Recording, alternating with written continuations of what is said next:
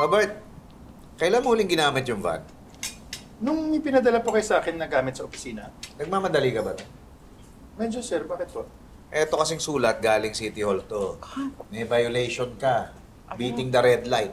Ay, Hala. ganun? Oo. Clerky naman. Nako, kuya. Na-NCAP ka. Yan ba yung no contact apprehension? Oo, yun yun. Nagkalat na ngayon yung mga camera sa kalsada, kaya wala nang lusot yung mga nagbabiolate. Nako, eto. Babayad tayo ng multa, ha? Sir, ako na pong bahala dyan. Kasalanan ko naman eh. Sigurado ka? Opo. Sige, Yan ano ba? yan yung sinasabi ko sa'yo lagi, di ba? Mag-iingat sa pagmamaneho.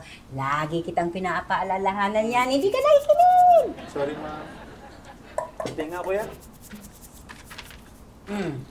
Kayong dalawa ha, huwag niyo nang hintayin pang mapagsabihan ko rin kayo. Apo, Nay, mag-iingat po kami, promise. Ako rin po, swear. Dapat lang, mag-iingat kayo sa pagmamaneho. Iwas aksidente, hindi lang sa huli. Huwag ka na magpaka-stress. Eh, kakamot ka na naman. Mag-iingat nga raw itong mga to, di ba?